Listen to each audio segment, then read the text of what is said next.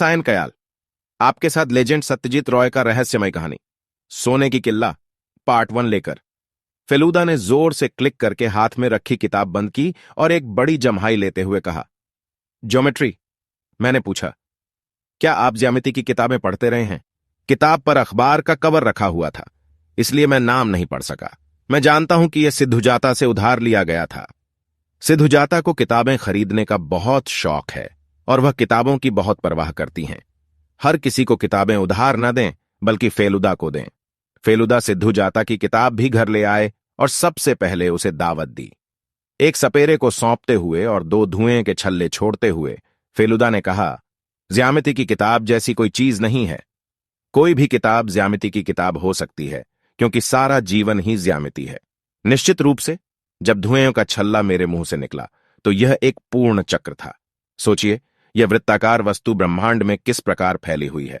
अपने शरीर को देखो। तेरी आंख का मोती एक गोला है।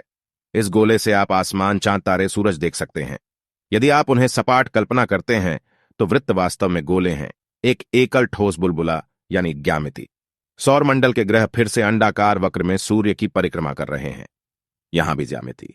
आपने कुछ समय पहले खिड़की से बाहर थूक दिया था और सड़क पर थूक दिया था। आपको इसे फेंकना नहीं चाहिए, यह अस्वास्थ्यकर है। अगली बार जब आप इसे बाहर थूकेंगे तो थूक खत्म हो जाएगा। लेकिन एक पर्वल, एक वक्र ज्यामिति, क्या आपने कभी मकड़ी का जाला देखा है? इसमें कौन सी जटिल ज्यामिति शामिल है? जाल एक साधारण वर्ग से शुरू होता है, फिर इसे 2 विकर्ण खींचकर 4 त्रिभुजों में विभाजित किया जाता है। फिर उन 2 विकर्णों के प्रतिच्छेद बिंदु से सर्पिल पानी शुरू होता है और वह धीरे धीरे पूरे चतुर्भुज को कवर कर लेता है। मामला इतना हैरान करने वाला है कि अगर आप इसके बारे में सोचेंगे तो आपको कुल किनारा नहीं मिलेगा। रविवार की सुबह हम दोनों अपने घर के लिविंग रूम में बैठे हैं। रविवार की रीति के अनुसार बाबा अपने बचपन के मित्र सुबिमल चाचा के घर मिलने गए। फेलुदा सामने नीची मेज पर अपने पैर ऊपर करके सोफे पर बैठ गई। मैंने तकिए को दीवार से टिकाते हुए ताकत पोषे कहा, मेरे हाथ में एक प्लास्टिक की भूल भुलैया के अंदर 3 छोटे लोहे के दाने हैं। लगभग आधे घंटे से मैं उन दानों को भूल भुलैया के बीच में ले जाने की कोशिश कर रहा हूं। मुझे एहसास हुआ कि यह भी कठिन ज्यामिति का मामला है। पास ही निहार पिंटूड के घर के पूजा पंडाल में कटी पतंग का गाना, ये जो मोहब्बत हनाए बज रहा है, गोल ग्रामोफोन रिकॉर्ड पर बढ़िया सर्पिल नोट्स, वह ज्यामिति है। फेलुदा ने आगे कहा, न सिर्फ आंखों से जो दिखता है, बल्कि ज्यामिति की मदद से मानव मन को भी समझा जा सकता है। मनुष्य का सरल मन एक सीधी रेखा में चलता है। एक पागल दिमाग सांप की तरह चलता है और कोई नहीं बता सकता कि एक पागल आदमी का दिमाग कब किस दिशा में चलेगा। वास्तव में एक जटिल ज्यामिति। फेलुदा दौलत में मुझे कई अलग अलग लोगों से बातचीत करने का अवसर मिला है। अब मैं सोच रहा था कि फेलुदा स्वयं किस प्रकार के ज्यामितीय डिजाइन में आता है। उन्होंने पूछने को कहा, आप बहुकोणीय तारा या ज्योतिष कह सकते हैं। तू एक बिंदु है जिसे शब्दकोश में अनक्वांटिफाइड प्लेस होल्डर कहा जाता है। मैं खुद को एक उपग्रह के रूप में सोचना पसंद करता हूं, लेकिन सैटेलाइट का होना हमेशा संभव नहीं होता। यह दुख की बात है। गंगटोक में हुए दंगों को लेकर अभिषी उनके साथ थी, क्योंकि मैं उस समय छुट्टी पर था। इसके बाद की 2 जांचों, धालभूमगढ़ में एक हत्या और पटना में एक जाली वसीयत में मुझे छोड़ दिया गया। अभी पूजा की छुट्टी है। मैं कई दिनों से सोच रहा हूं, इस वक्त कोई केस आ जाए तो बुरा नहीं, लेकिन सच में ऐसा आएगा, इसकी मैंने कल्पना भी नहीं की थी। फेलुदा अविशी का कहना है कि अगर मन में किसी चीज की प्रबल इच्छा हो तो वह अक्सर स्वाभाविक रूप से आ जाती है। सामान्यतः मुझे यह सोचने में कोई आपत्ति नहीं है कि आज जो कुछ हुआ वह मेरी इच्छा का परिणाम है। जॉनी ने पिंटो के घर में लाउडस्पीकर पर मेरा नाम बजाया था। फेलुदा एश ट्रे में राख डाल रहा था और हिंदुस्तान स्टैंडर्ड का पेपर उठा रहा था। पिताजी 12 बजे से पहले वापस नहीं आएंगे, इसलिए मैंने सोचा कि यह कोई और लड़का है। मैंने दरवाजा खोला और धोती और नीली शर्ट पहने एक मासूम दिखने वाले सज्जन को देखा। क्या प्रोदोष मित्र नाम के इस घर में कोई रहता है? सज्जन को लाउडस्पीकर पर चिल्लाकर सवाल पूछना पड़ा। अपना नाम सुनकर फेलुदा सोफा छोड़कर दरवाजे की ओर आ गया। आप कहां से आ रहे हैं?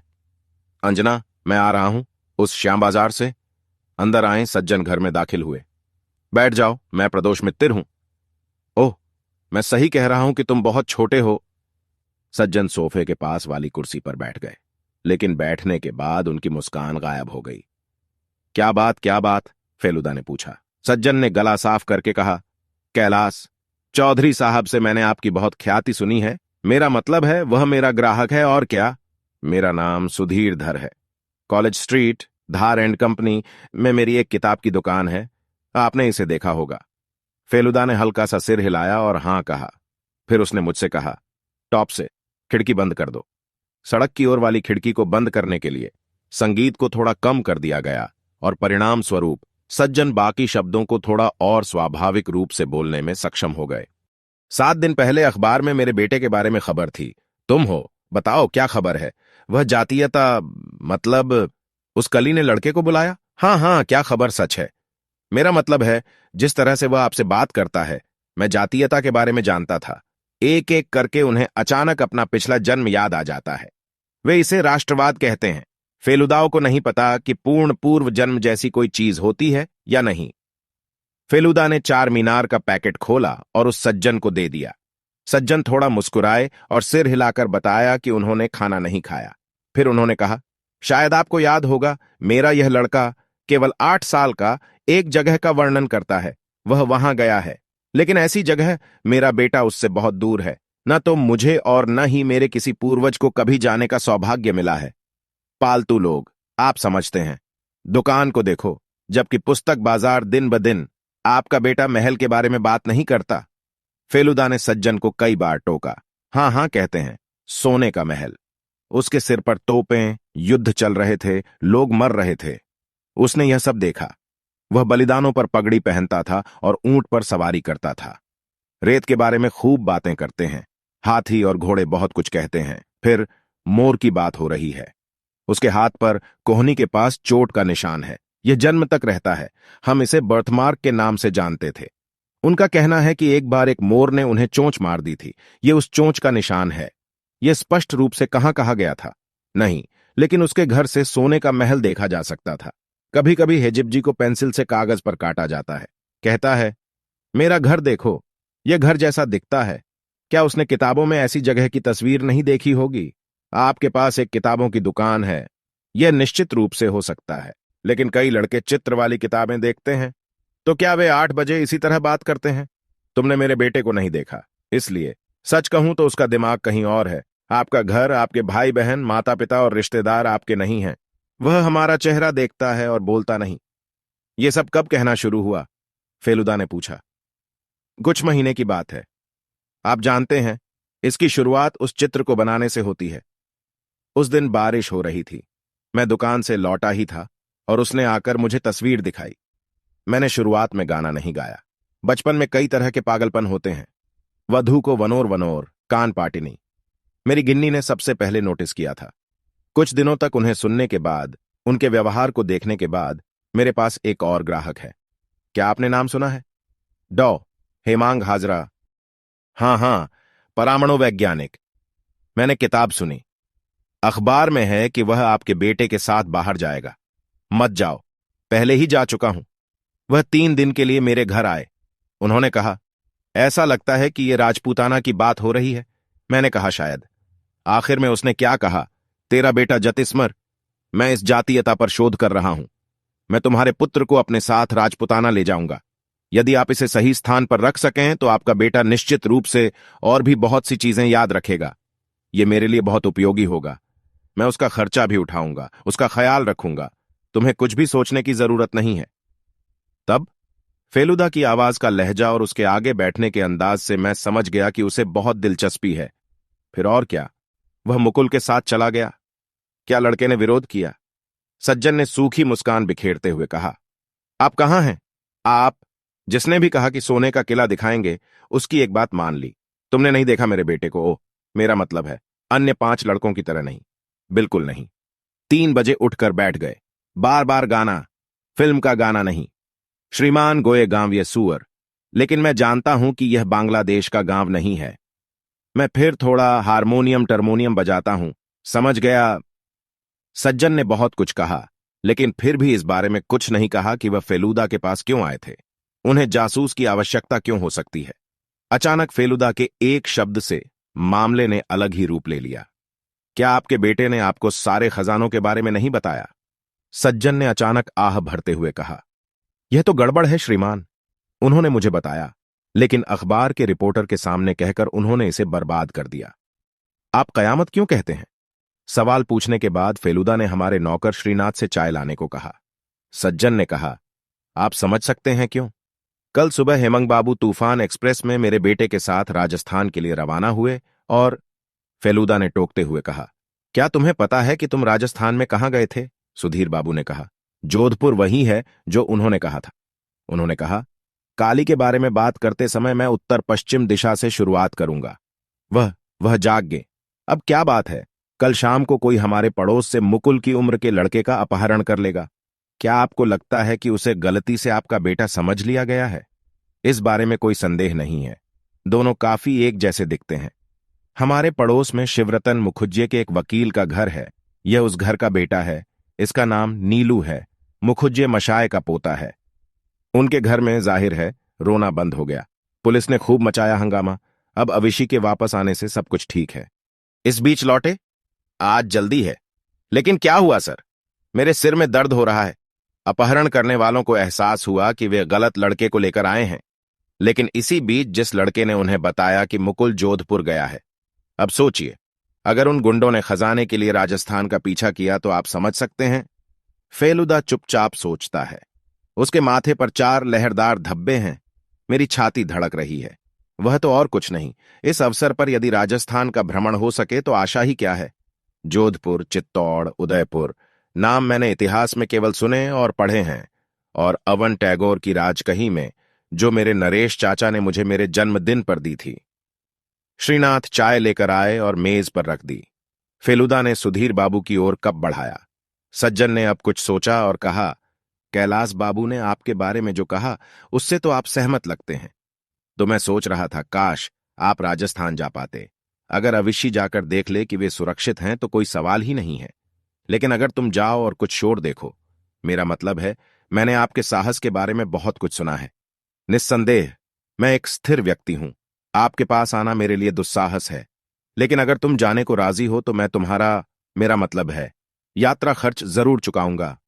फेलुदा अपनी भौहें सिकोड़कर कम से कम कुछ मिनटों तक ऐसे ही चुपचाप बैठा रहा। तब उन्होंने कहा, मैं जो निर्णय करूंगा वह तुम्हें कल बताऊंगा। निश्चित रूप से आपके घर पर आपके बेटे की तस्वीर है। कागज पर जो निकला वह इतना स्पष्ट नहीं है। सुधीर बाबू ने चाय का एक बड़ा घूंट लिया और कहा, मेरा चचेरा भाई तस्वीरें लेता है। उसने एक कली की तस्वीर ली। मेरे पास गिन्नी है। ठीक सज्जन ने बाकी चाय खत्म की और कप हाथ में छोड़कर उठ गए। मेरी दुकान का स्थायी टेलीफोन 34-5116 है। मैं 10 बजे से दुकान पर हूं। आप कहां रहते हैं? मेचो बाजार, नंबर 7 मेचो बाजार स्ट्रीट। मुख्य सड़क पर। सज्जन के जाने के बाद मैंने दरवाजा बंद किया और फेलुदा से कहा, अच्छा, मुझे एक शब्द का मतलब समझ नहीं आया। परमाणु वैज्ञानिक? मैंने हां कह दिया।